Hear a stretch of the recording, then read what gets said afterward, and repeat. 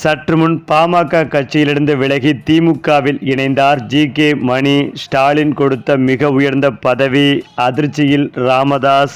ஏற்கனவே பாமக கட்சியில் பல்வேறு மாவட்ட செயலாளர்களை நீக்கிவிட்டு புதிய நிர்வாகிகளை நியமித்து வருகிறார் ராமதாஸ்.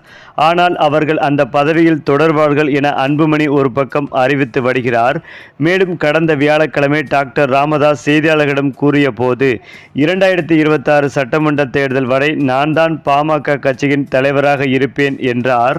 அதாவது பாமகவின் நிறுவனர் ராமதாசுக்கும் அன்புமணி ராமதாசுக்கும் இடையே அதிகார மோதல் ஏற்பட்டுள்ள நிலையில் பாமக 2 அணிகளாக பிளவுபடும் சூழல் ஏற்பட்டுள்ளது.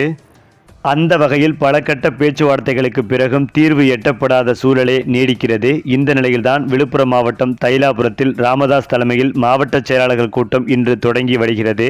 ராமதாஸால் புதிதாக நியமிக்கப்பட்டுள்ள மாவட்ட செயலாளர்கள் மற்றும் மாவட்ட தலைவர்களும் மட்டுமே இந்த கூட்டத்தில் கலந்து கொள்ள அனுமதி வழங்கப்பட்டது.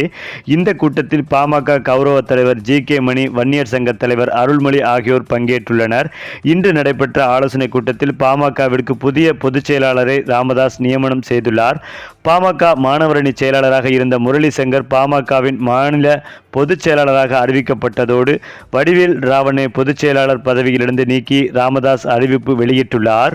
இந்த நிலையில்தான் தைலாபுரம் தோட்டத்திற்கு வந்த பாமகவின் கௌரவ தலைவர் ஜி.கே. மணி செய்தியாளர்களை சந்தித்து பேசும்போது, ஒரு வாரத்திற்கு முன்பு ராமதாஸ் சென்னைக்கு வந்தார். சென்னையில் நானும் போய் 2 மணி நேரம் பேசினோம். சுமூகமான தீர்வுக்கு வர வேண்டும், வேகமாக காலம் தாழ்த்தாமல் முடிவுக்கு வர வேண்டும் என பேசினேன். சரி என ஒத்துக்கொண்டார். ராமதாஸின் சின்ன பொண்ணு கவிதா வீட்டில்தான் பேசி பார்த்துவிட்டு வெளியே வந்த பொழுது செய்தியாளர்கள் இருந்தார்கள். அவர்களிடம் நல்ல தீர்வு விரைவில் வரும் என்று சொன்னேன்.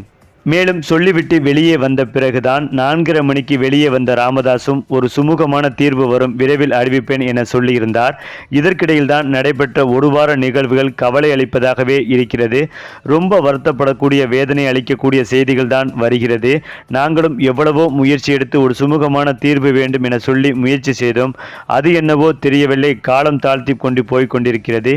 இப்பொழுதும் நாங்கள் நினைப்பது இருவதும் உட்கார்ந்து மனம் விட்டு பேச வேண்டும். இதுதான் என்னுடைய விருப்பமும் பாமகவில் உள்ள அனைவருடைய விருப்பமும் என்றார் ஜி.கே. மணி. அதேபோல் அதற்கு பிறகு சென்னையில் மாவட்ட செயலாளர்களுடன் அன்புமணி நடத்திய கூட்டத்திற்கு போட்டியாக தைலாபுரம் தோட்டத்தில் ராமதாஸ் இன்று ஆலோசனை கூட்டத்தை நடத்தினார். இந்த கூட்டத்தில் அன்புமணியின் மாவட்ட பொதுக்குழு மற்றும் 100 நாள் நடைப்பயண திட்டத்தை முறியடிக்க புதிய நிர்வாகிகளுக்கு அதிரடி கட்டளை பிறப்பிக்க உள்ளார். தந்தை மகன் போட்டி கூட்டத்தால் பாமக 2ஆக உடையும் சூழ்நிலை ஏற்பட்டுள்ளது. குறிப்பாக பாமகவில் தந்தை ராமதாசுக்கும் மகன் அன்புமணிக்கும் இடையேயான மோதல் ஒரு முடிவுக்கு வராமல் நாளுக்கு நாள் வலுத்து கொண்டே செல்கிறது. கட்சியின் எதிர்கால நலன் கருதி சீனியர் நிர்வாகிகள் சமாதான பேச்சுவார்த்தை நடத்தியும் மோதலை முடிவுக்கு கொண்டு வர முடியவில்லை. பாஜக தூதர்கள் அன்புமணிக்கு ஆதரவாக பேசி பார்த்தும் ராமதாஸ் அசைந்து கொடுக்கவில்லை. தந்தை சொல் மிக்க மந்திரமில்லை என்ற கருத்தை ஏற்று செயல் தலைவர் பதவியை அன்புமணி ஏற்றால் பிரச்சனை ஒரு முடிவுக்கு வரும் என்று ராமதாஸ் எதிர்பார்க்கிறார். ஆனால் எந்த காரணமும் கொண்டும் தலைவர் பதவியை விட்டு கொடுக்க மாட்டேன் என அன்புமணி முரண்டு பிடித்து வருவதால் மோதல் வலுத்து கொண்டே செல்கிறது. இந்த நிலையில்தான் ராமதாஸையும் அன்புமணி அவர்களையும் சேர்த்து வைப்பதற்காக பலமுறை சமாதான பேச்சுவார்த்தை நடத்தியிருக்கிறார் ஜி.கே. மணி. ஆனால் அவர்கள் இதுவரை சேர்வதற்கான வாய்ப்புகளே இல்லை என்றதால் மன வருத்தத்தில் இருந்த ஜி.கே. மணி விரைவில் பாமக கட்சியிலிருந்து விலகி திமுகவில் இணைய முடிவெடுத்துள்ளதாகவும், இதற்காக ஸ்டாலின் அவர்களை நேரில் சந்தித்து அதிகாரப்பூர்வமாக ஜி.கே. மணி திமுகவில் இணைவார் என்றும் ஒரு தகவல் பரவி வருகிறது. அப்படி ஜி.கே. மணி திமுகவில் இணைந்தால் மிக உயர்ந்த பதவி ஸ்டாலின் கொடுப்பார் என்றும் எதிர்பார்க்கப்பட்டு வருகிறது.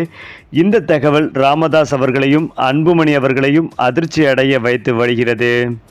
சரி, இப்போ நீங்கள் சொல்லுங்கள், திமுகவில் இணைந்த ஜி.கே. மணி பற்றிய உங்களுடைய கருத்துக்களையும் உங்கள் கமெண்ட்டில் சொல்லுங்கள். மேலும் இந்த வீடியோ உங்களுக்கு பிடித்திருந்தால் லைக் பண்ணுங்கள், ஷேர் பண்ணுங்கள், மறக்காமல் நம்முடைய சேனலை சப்ஸ்கிரைப் பண்ணிக்கோங்க.